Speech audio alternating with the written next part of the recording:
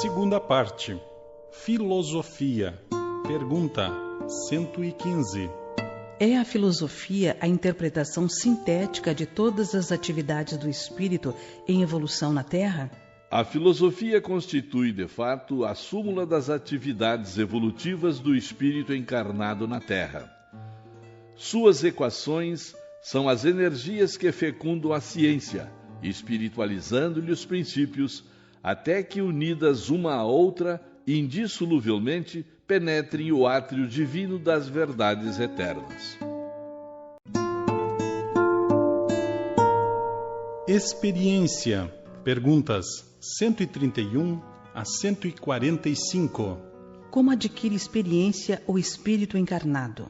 A luta e o trabalho são tão imprescindíveis ao aperfeiçoamento do espírito como o pão material é indispensável à manutenção do corpo físico. É trabalhando e lutando, sofrendo e aprendendo que a alma adquire as experiências necessárias na sua marcha para a perfeição. Há o determinismo e o livre-arbítrio ao mesmo tempo na existência humana? Determinismo e livre-arbítrio coexistem na vida, entrosando-se na estrada dos destinos para a elevação e redenção dos homens. O primeiro é absoluto nas mais baixas camadas evolutivas, e o segundo amplia-se com os valores da educação e da experiência. Acresce observar que sobre ambos pairam as determinações divinas, baseadas na lei do amor, sagrada e única, da qual a profecia foi sempre o mais eloquente testemunho. Não verificais atualmente as realizações previstas pelos emissários do Senhor há 2 e 4 milênios no divino simbolismo das Escrituras? Estabelecida a verdade de que o homem é livre na pauta da sua educação e de seus méritos, na lei das provas, cumpre-nos reconhecer que o próprio homem, à medida que se torna responsável, organiza o determinismo da sua existência, agravando-o ou amenizando-lhe os rigores, até poder elevar-se definitivamente aos planos superiores do universo. Havendo o determinismo e o livre-arbítrio ao mesmo tempo na vida humana, como compreender a palavra dos guias espirituais quando afirmam não lhe ser possível influenciar a nossa liberdade? Não devemos esquecer que falamos de expressão corpórea, em se tratando do determinismo natural, que prepondera sobre os destinos humanos. A subordinação da criatura em suas expressões do mundo físico é lógica e natural nas leis das compensações, dentro das provas necessárias, mas no íntimo, zona de pura influenciação espiritual, o homem é livre na escola do seu futuro caminho. Seus amigos do invisível localizam aí o santuário da sua independência sagrada. Em todas as situações, o homem educado pode reconhecer onde falam as circunstâncias da vontade de Deus em seu benefício e onde falam as que se formam pela força da sua vaidade pessoal ou do seu egoísmo. Com ele, portanto, estará sempre o mérito da escolha nesse particular. Como pode o homem agravar ou amenizar o determinismo na sua vida? A determinação divina na sagrada lei universal é sempre a do bem e da felicidade para todas as criaturas. No lar humano, não vedes um pai amoroso e ativo, com um largo programa de trabalhos pela ventura dos filhos? E cada filho, cessado o esforço da educação na infância, na preparação para a vida, não deveria ser um colaborador fiel da generosa providência paterna pelo bem de toda a comunidade familiar? Entretanto, a maioria dos pais humanos deixa a terra sem ser compreendida, apesar de todo o esforço despendido na educação dos filhos. Nessa imagem muito frágil em comparação com a paternidade divina, temos um símile da situação. O espírito que de algum modo já armazenou certos valores educativos é convocado para esse ou aquele trabalho de responsabilidade junto de outros seres em provação rude ou em busca de conhecimentos para a aquisição da liberdade. Esse trabalho deve ser levado a efeito na linha reta do bem, de modo que esse filho seja o bom cooperador de seu Pai Supremo, que é Deus. O administrador de uma instituição, o chefe de uma oficina, o escritor de um livro, o mestre de uma escola, tem a sua parcela de independência para colaborar na obra divina e devem retribuir a confiança espiritual que lhes foi deferida. Os que se educam e conquistam direitos naturais inerentes à personalidade deixam de obedecer de modo absoluto no determinismo da evolução, porquanto estarão aptos a cooperar no serviço das ordenações, podendo criar as circunstâncias para a marcha ascensional de seus subordinados ou irmãos em humanidade, no mecanismo de responsabilidade da consciência esclarecida. Nesse trabalho de ordenar com Deus, o filho necessita considerar o zelo e o amor paternos, a fim de não desviar sua tarefa do caminho reto, supondo-se senhor arbitrário das situações, complicando a vida da família humana e adquirindo determinados compromissos, por vezes bastante penosos, porque, contrariamente ao propósito dos pais, há filhos que desbaratam os talentos colocados em suas mãos na preguiça, no egoísmo, na vaidade ou no orgulho. Daí a necessidade de concluirmos com a apologia da humanidade, salientando que o homem que atingiu certa parcela de liberdade está retribuindo a confiança do Senhor, porque age com a sua vontade misericordiosa e sábia, reconhecendo que o seu esforço individual vale muito, não por ele, mas pelo amor de Deus que o protege e ilumina na edificação da sua obra imortal. Se o determinismo divino é o do bem, quem criou o mal? O determinismo divino se constitui de uma só lei, que é a do amor para a comunidade universal. Todavia, confiando em si mesmo mais do que em Deus, o homem transforma a sua fragilidade em foco de ações contrárias a essa mesma lei, efetuando desse modo uma intervenção indébita na harmonia divina. Eis o mal. Urge recompor os elos sagrados dessa harmonia sublime. Eis o resgate. Vê, depois, que o mal, essencialmente considerado, não pode existir para Deus, em virtude de representar um desvio do homem, sendo zero na sabedoria e na providência divinas. O Criador é sempre o Pai generoso e sábio, justo e amigo, considerando os filhos transviados como incursos em vastas experiências. Mas como Jesus e os seus prepostos são seus cooperadores divinos, e eles próprios instituem as tarefas contra o desvio das criaturas humanas, focalizam os prejuízos do mal com a força de suas responsabilidades educativas, a fim de que a humanidade siga retamente no seu verdadeiro caminho para Deus. Existem seres agindo na Terra sob determinação absoluta? Os animais e os homens quase selvagens nos dão uma ideia dos seres que agem no planeta sob determinação absoluta.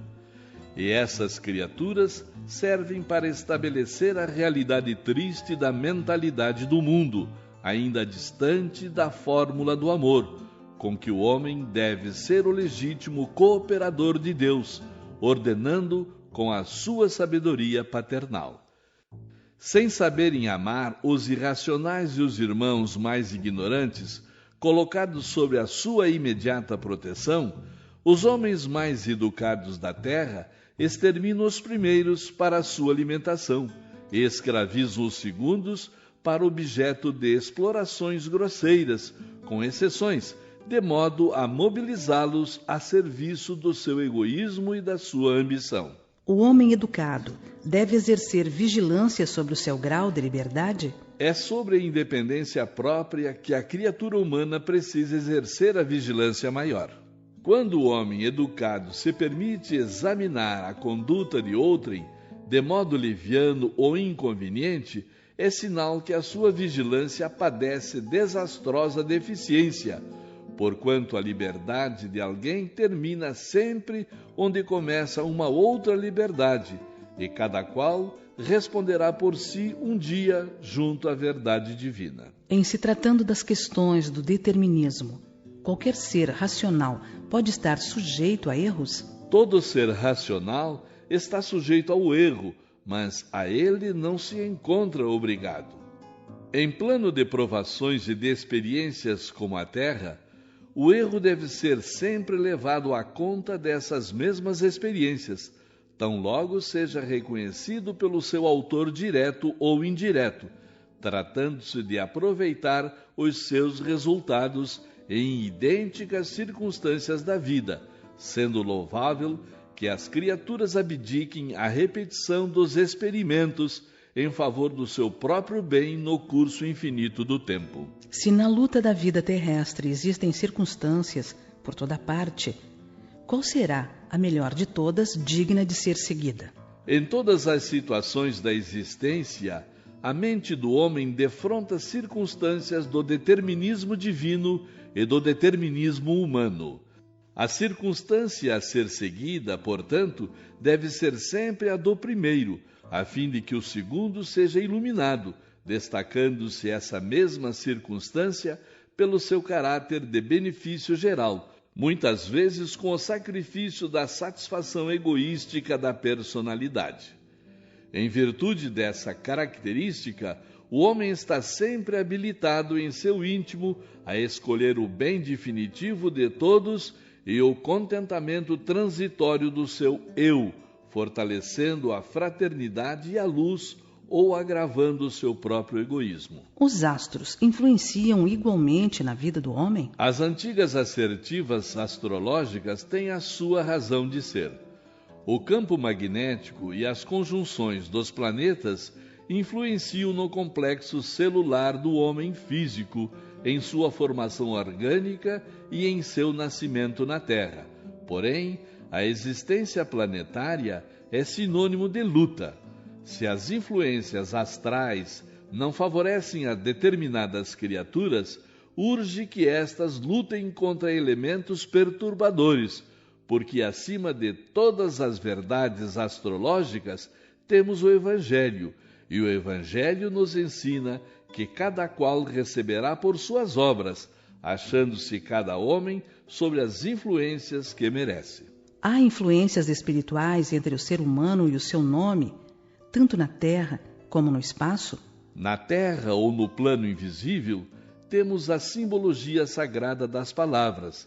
Todavia, o estudo dessas influências requer um grande volume de considerações especializadas, e como o nosso trabalho humilde é uma apologia ao esforço de cada um, ainda aqui temos de reconhecer que cada homem recebe as influências a que fez jus, competindo a cada coração renovar seus próprios valores em marcha para realizações cada vez mais altas, pois que o determinismo de Deus é o do bem, e todos os que se entregarem realmente ao bem triunfarão de todos os óbices do mundo. Poderíamos receber um ensinamento sobre o número 7, tantas vezes utilizado no ensino das tradições sagradas do cristianismo? Uma opinião isolada nos conduzirá a muitas análises nos domínios da chamada numerologia, fugindo ao escopo de nossas cogitações espirituais. Os números, como as vibrações, possuem a sua mística natural, mas em face de nossos imperativos de educação, temos de convir que todos os números, como todas as vibrações, serão sagrados para nós quando houvermos santificado o coração para Deus, sendo justo nesse particular copiarmos a antiga observação do Cristo sobre o sábado esclarecendo que os números foram feitos para os homens, porém os homens não foram criados para os números. Deve acreditar-se na influência oculta de certos objetos, como joia, etc., que parecem acompanhados de uma atuação infeliz e fatal? Os objetos, mormente os de uso pessoal, têm a sua história viva e, por vezes, podem constituir o ponto de atenção das entidades perturbadas, de seus antigos possuidores do mundo. A razão porque parecem tocados, por vezes, de singulares influências ocultas. Porém, nosso esforço deve ser o da libertação espiritual, sendo indispensável lutarmos contra os fetiches para considerar tão somente os valores morais do homem na sua jornada para o perfeito. Os fenômenos premonitórios atestam a possibilidade da presciência com relação ao futuro? Os espíritos de nossa esfera não podem devassar o futuro, considerando essa atividade uma característica dos atributos do Criador Supremo, que é Deus. Temos de considerar, todavia, que as existências humanas estão subordinadas a um mapa de provas gerais, onde a personalidade deve movimentar-se com o seu esforço para a iluminação do porvir. E dentro desse roteiro, os mentores espirituais mais elevados podem organizar os fatos premonitórios, quando convenham a demonstração de que o homem não se resume a um conglomerado de elementos químicos, de conformidade com a definição do materialismo dissolvente. Que dizermos da cartomancia em face do espiritismo? A cartomancia pode enquadrar-se nos fenômenos psíquicos, mas não no espiritismo evangélico, onde o cristão deve cultivar os valores do seu mundo íntimo pela fé viva e pelo amor no coração, buscando servir a Jesus no santuário de sua alma, não tendo outra vontade que não aquela de se elevar ao seu amor pelo trabalho e iluminação de si mesmo, sem qualquer preocupação pelos acontecimentos nocivos que se foram, ou pelos fatos que hão de vir, na sugestão nem sempre sincera dos que devassam o mundo oculto. Experiência. Perguntas 131 a 145. Como adquire experiência o espírito encarnado? A luta e o trabalho são tão imprescindíveis ao aperfeiçoamento do espírito como o pão material é indispensável à manutenção do corpo físico. É trabalhando e lutando, sofrendo e aprendendo que a alma adquire as experiências necessárias na sua marcha para a perfeição. Há o determinismo e o livre-arbítrio ao mesmo tempo na existência humana? Determinismo e livre-arbítrio coexistem na vida, entrosando-se na estrada dos destinos para a elevação e redenção dos homens. O primeiro é absoluto nas mais baixas camadas evolutivas, e o segundo amplia-se com os valores da educação e da experiência. Acresce observar que sobre ambos pairam as determinações divinas, baseadas na lei do amor, sagrada e única, da qual a profecia foi sempre o mais eloquente testemunho. Não verificais atualmente as realizações previstas pelos emissários do Senhor há 2 e 4 milênios no divino simbolismo das Escrituras? Estabelecida a verdade de que o homem é livre na pauta da sua educação e de seus méritos, na lei das provas, cumpre-nos reconhecer que o próprio homem, à medida que se torna responsável, organiza o determinismo da sua existência, agravando-o ou amenizando-lhe os rigores, até poder elevar-se definitivamente aos planos superiores do universo. Havendo o determinismo e o livre-arbítrio ao mesmo tempo na vida humana, como compreender a palavra dos guias espirituais quando afirmam não lhe ser possível influenciar a nossa liberdade? Não devemos esquecer que falamos de expressão corpórea, em se tratando do determinismo natural, que prepondera sobre os destinos humanos.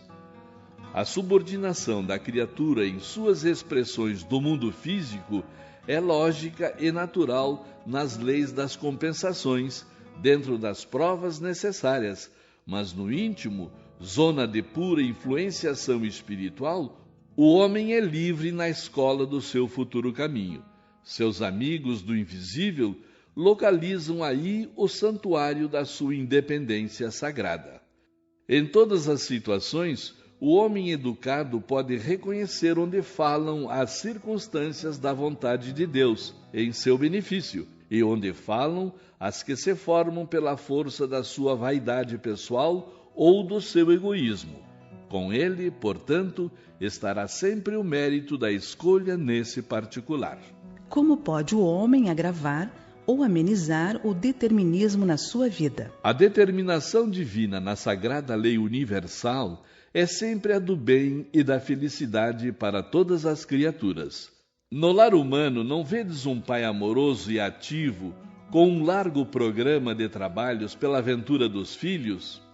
E cada filho, cessado o esforço da educação na infância, na preparação para a vida, não deveria ser um colaborador fiel da generosa providência paterna pelo bem de toda a comunidade familiar? Entretanto, a maioria dos pais humanos deixa a terra sem ser compreendida, apesar de todo o esforço despendido na educação dos filhos. Nessa imagem muito frágil em comparação com a paternidade divina, temos um símile da situação. O espírito que de algum modo já armazenou certos valores educativos é convocado para esse ou aquele trabalho de responsabilidade junto de outros seres em provação rude ou em busca de conhecimentos para a aquisição da liberdade. Esse trabalho deve ser levado a efeito na linha reta do bem, de modo que esse filho seja o bom cooperador de seu Pai Supremo, que é Deus. O administrador de uma instituição, o chefe de uma oficina, o escritor de um livro, o mestre de uma escola, tem a sua parcela de independência para colaborar na obra divina e devem retribuir a confiança espiritual que lhes foi deferida. Os que se educam e conquistam direitos naturais inerentes à personalidade deixam de obedecer de modo absoluto no determinismo da evolução, porquanto estarão aptos a cooperar no serviço das ordenações, podendo criar as circunstâncias para a marcha ascensional de seus subordinados ou irmãos em humanidade, no mecanismo de responsabilidade da consciência esclarecida. Nesse trabalho de ordenar com Deus, o filho necessita considerar o zelo e o amor paternos, a fim de não desviar sua tarefa do caminho reto, supondo-se senhor arbitrário das situações, complicando a vida da família humana e adquirindo determinados compromissos, por vezes bastante penosos, porque, contrariamente ao propósito dos pais, há filhos que desbaratam os talentos colocados em suas mãos na preguiça, no egoísmo, na vaidade ou no orgulho. Daí a necessidade de concluirmos com a apologia da humanidade, salientando que o homem que atingiu certa parcela de liberdade está retribuindo a confiança do Senhor, porque age com a sua vontade misericordiosa e sábia, reconhecendo que o seu esforço individual vale muito, não por ele, mas pelo amor de Deus que o protege e ilumina na edificação da sua obra imortal. Se o determinismo divino é o do bem, quem criou o mal? O determinismo divino se constitui de uma só lei, que é a do amor para a comunidade universal. Todavia, confiando em si mesmo mais do que em Deus, o homem transforma a sua fragilidade em foco de ações contrárias a essa mesma lei, efetuando desse modo uma intervenção indébita na harmonia divina. Eis o mal. Urge recompor os elos sagrados dessa harmonia sublime. Eis o resgate. Vê depois que o mal, essencialmente considerado, não pode existir para Deus, em virtude de representar um desvio do homem, sendo zero na sabedoria e na providência divinas. O Criador é sempre o Pai generoso e sábio, justo e amigo, considerando os filhos transviados como incursos em vastas experiências.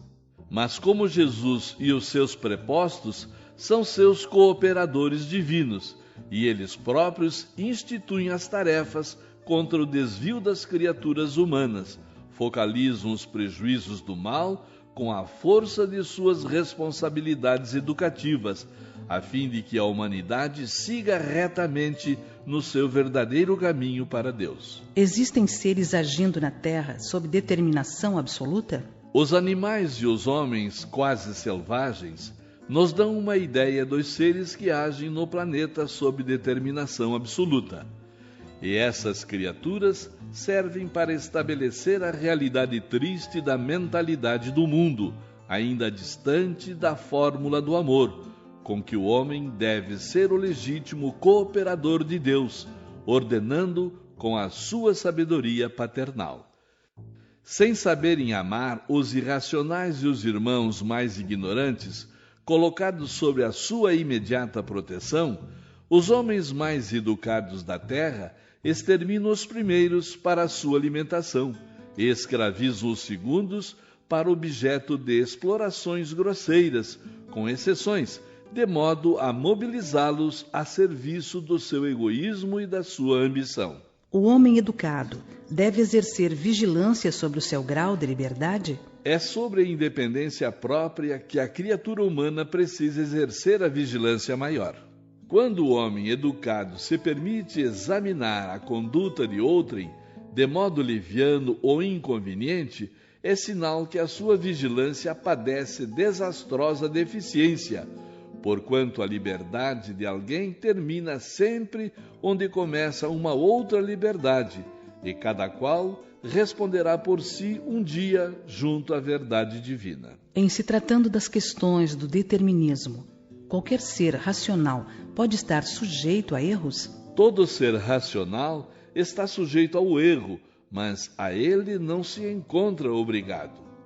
Em plano de provações e de experiências como a Terra, o erro deve ser sempre levado à conta dessas mesmas experiências, tão logo seja reconhecido pelo seu autor direto ou indireto, tratando-se de aproveitar os seus resultados em idênticas circunstâncias da vida, sendo louvável que as criaturas abdiquem a repetição dos experimentos em favor do seu próprio bem no curso infinito do tempo. Se na luta da vida terrestre existem circunstâncias por toda parte, qual será a melhor de todas, digna de ser seguida?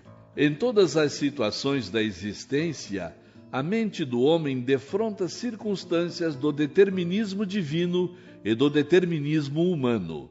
A circunstância a ser seguida, portanto, deve ser sempre a do primeiro, a fim de que o segundo seja iluminado, destacando-se essa mesma circunstância pelo seu caráter de benefício geral, muitas vezes com o sacrifício da satisfação egoística da personalidade. Em virtude dessa característica, o homem está sempre habilitado em seu íntimo a escolher o bem definitivo de todos e o contentamento transitório do seu eu, fortalecendo a fraternidade e a luz ou agravando o seu próprio egoísmo. Os astros influenciam igualmente na vida do homem? As antigas assertivas astrológicas têm a sua razão de ser. O campo magnético e as conjunções dos planetas influenciam no complexo celular do homem físico, em sua formação orgânica e em seu nascimento na Terra. Porém, a existência planetária é sinônimo de luta.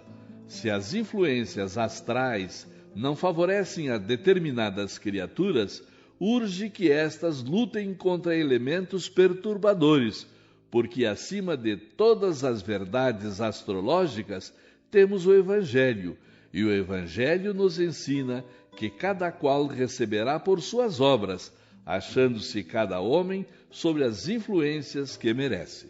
Há influências espirituais entre o ser humano e o seu nome, tanto na terra como no espaço? Na terra ou no plano invisível, temos a simbologia sagrada das palavras.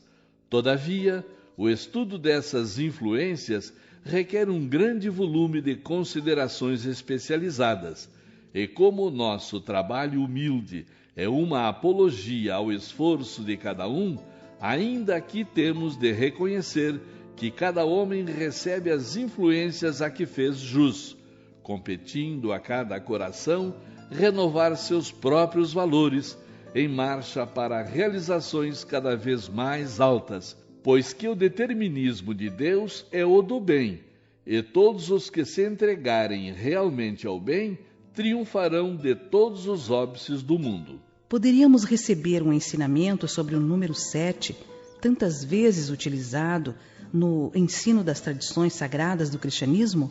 Uma opinião isolada nos conduzirá a muitas análises nos domínios da chamada numerologia, fugindo ao escopo de nossas cogitações espirituais.